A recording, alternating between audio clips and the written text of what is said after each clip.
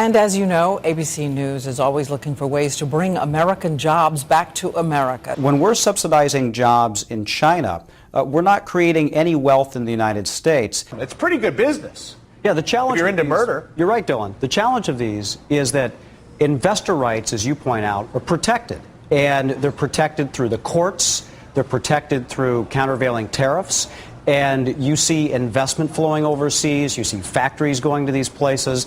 Labor rights, it is window dressing. If you're a worker, you do not have the same standing as the investment that's made in a factory. And that's fundamentally the problem with our model of free trade. And we wonder why our trade deficit grows and why we're losing these manufacturing jobs. Well, we're losing jobs in general. Money's flying out of our country by the trillion. You bet. Scott, good to see you this morning. Why do you think there's this renaissance of the Made in America movement?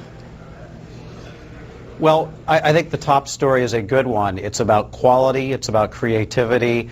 It's about understanding that manufacturing is one of the keys to getting us out of this economic malaise we've been in for a while. And also, Made in America sells. We know there's a premium on Made in USA. It means quality. It means pride. And a lot of people are responding to that in today's economic times.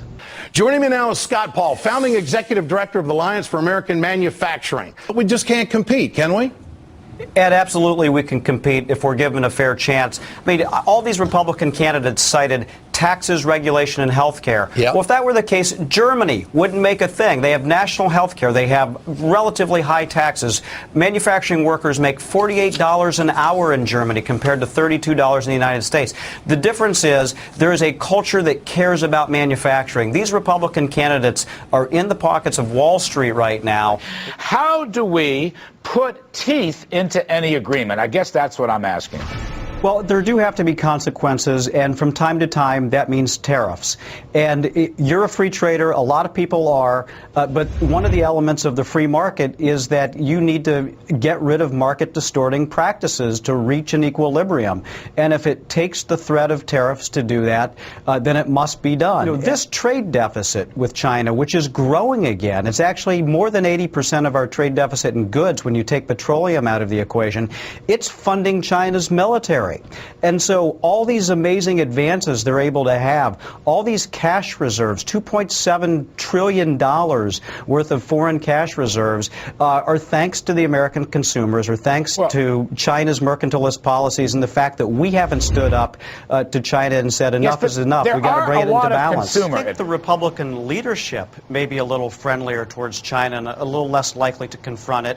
But I do think that an awful lot of these Republicans who are going to be elected hold the same view as many Democrats. And I just look back at the China currency vote that we had a few weeks ago. We saw 99 Republicans support that bill. So this is actually one of the few things on which I think there's bipartisan agreement that we need some improvement. The president today announced a new presidential council on jobs and competitiveness. You'd be hard-pressed to find a company that has outsourced more jobs than General Electric has over the last decade. We're pleased to be joined by Scott Paul, who's the executive director of the Alliance for American Manufacturing. The one thing that he's not really willing to do is step up and get a little tough with China. And I think that's the part that's the most disappointing about this, is that we clearly probably have the biggest manufacturing challenge, job challenge, in terms of manufacturing dealing with China. And we still don't have an answer for that. And I don't think that Jeff Immelt's advice is going to be the answer. And that MRI you took at the hospital in your hometown, it may now be processed by a radiologist in India. The United States seems to give these jobs away, and India is desperate to have them. The U.S. lost 2.5 million jobs over the last decade due to America's growing trade deficit with the communist nation. We are tied together with China on trade, and unfortunately, it's been more of a one-way relationship than a two-way relationship.